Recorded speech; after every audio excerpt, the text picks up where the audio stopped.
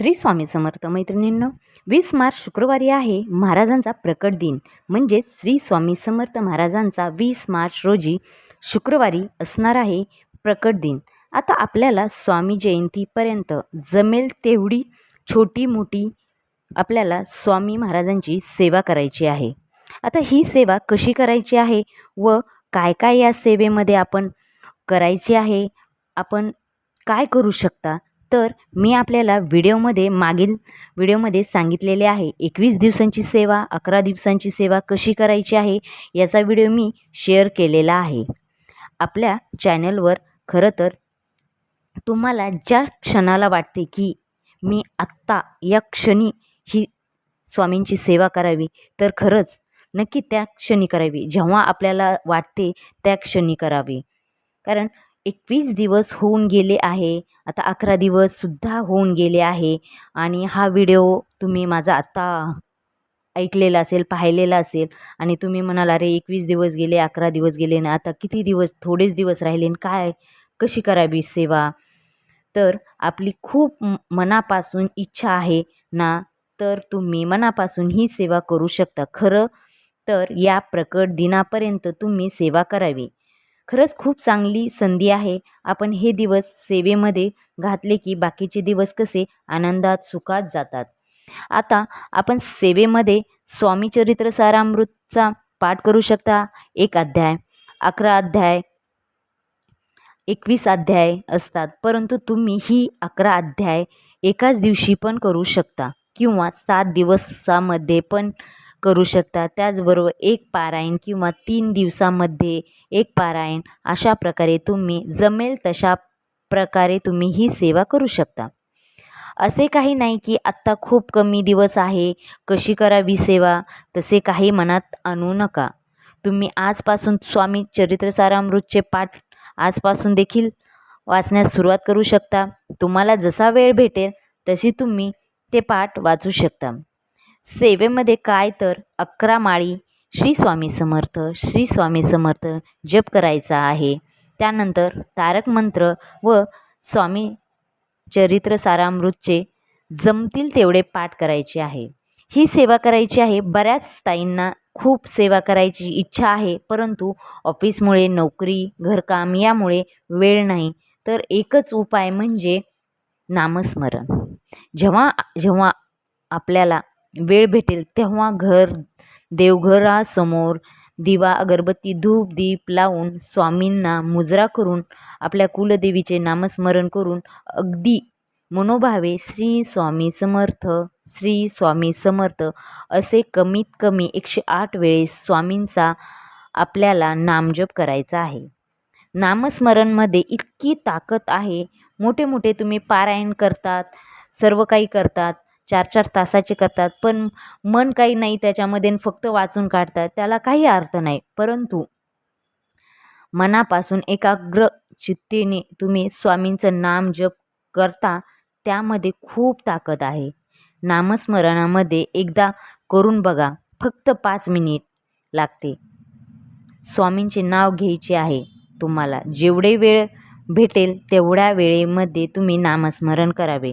माळ नसेल तर टाईम लावा, 5 मिनिटाचा, 10 मिनिटांचा. तुम्हाला खरंच या नामस्मरणाचे अनुभव आल्याशिवाय राहणार नाही.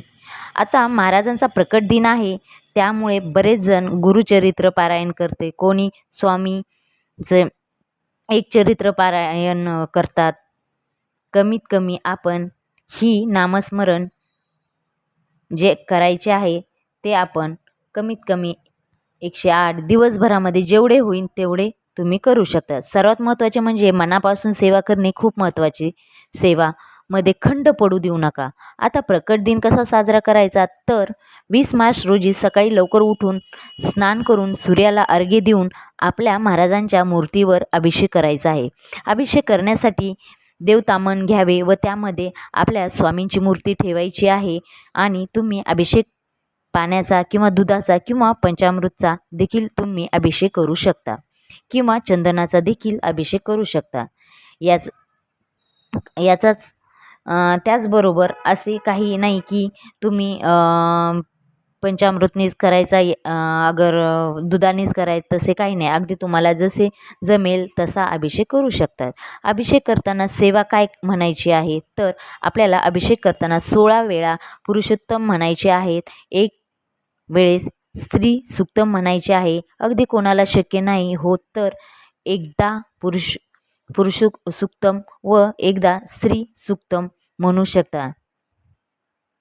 परंतु 16 वेळेस म्हणले तर खूपच चांगले.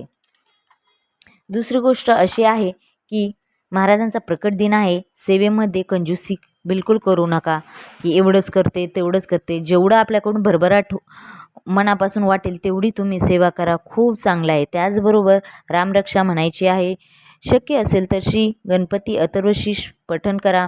अभिषेक करून झाल्यानंतर मूर्ती तामणामधून काढून स्वच्छ अशी रुमालने स्वच्छ अशी पुसून घ्यायची आहे. तुमच्याकडे वस्त्र असेल तर ते परिधान करायचे आहेत. साफ वगैरे छान प्रकारे स्वच्छ असे वस्त्र परिधान करायचे आहेत. हे सर्व करत असताना आपल्याला फक्त श्री स्वामी समर्थ श्री स्वामी समर्थ जेवढे होईल तेवढे आपल्याला नामस्मरण करायचे आहे. जेवढे आपण महाराजांचा